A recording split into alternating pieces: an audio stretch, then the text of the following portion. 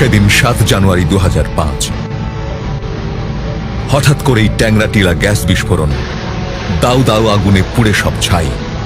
8টা থেকে 8:30টার ভিতরে একটা বিকট শব্দ হয়েছে, আর এরকম আগুন এভাবে কম্পন সৃষ্টি হয়েছে, মানে ভূমিকম্প হচ্ছে আরো বড়।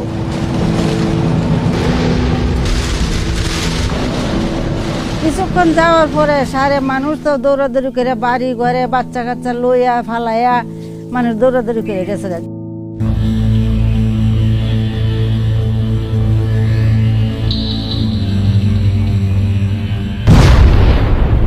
6 মাসের মধ্যেই 24 জুন আবারও বিস্ফোরণের বিকট শব্দ, পুড়ে ছারখার ট্যাংরাটিলার গাছ, পাহাড়, বন। শরীর পোড়া মানুষ, আজীবনের মতো পঙ্গু অনেকে।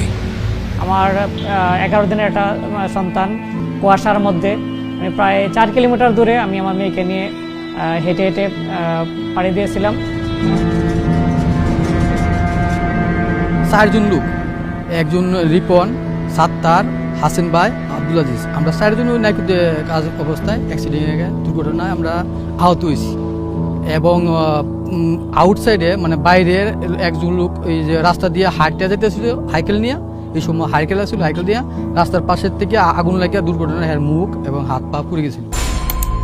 গোটা দেশের নজর গ্যাস বিস্ফোরণের খবরে, মানুষ আতঙ্কিত।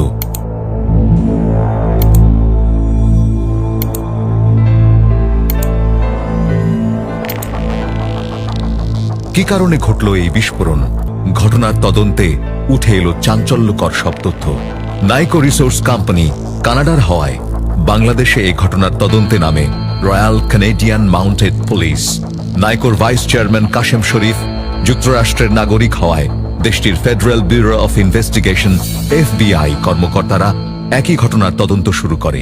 খুঁজতে খুঁজতে বেরিয়ে আসে লুকিয়ে থাকা সব কালো বেড়াল। লোভ মানুষকে কত নিচে নামিয়ে দেয়, হিতাহিত জ্ঞান শূন্য করে, তারই প্রমাণ ট্যাংরাটিলা গ্যাস ক্ষেত্রের বিস্ফোরণ। ট্যাংরাটিলার গ্যাস ক্ষেত্রের অনুসন্ধান কাজ বিনা দরপত্রে কানাডার টোকাই কোম্পানি খ্যাত নাইকো রিসোর্সকে ঘুষের বিনিময়ে পাইয়ে দিয়েছিল বিএনপি জামায়াত জোট সরকার। তো মন্ত্রী সাহেব বলে যে চেয়ারম্যান সাহেব যা বলতেছে শুনতেছেন না কেন? তখন উনি আমাকে একটা কন্ডিশন দিলেন, either do it within 48 hours or get ready to relieve your chair. এই অনিয়মটা হয় তখনই যখন প্রশাসনের কেউ এই বিদেশি কোম্পানির সাথে আন্ডারহ্যান্ড ডিলিং করে, মানে টেবিলের তলের কোনো ডিল তাদের মধ্যে হয়।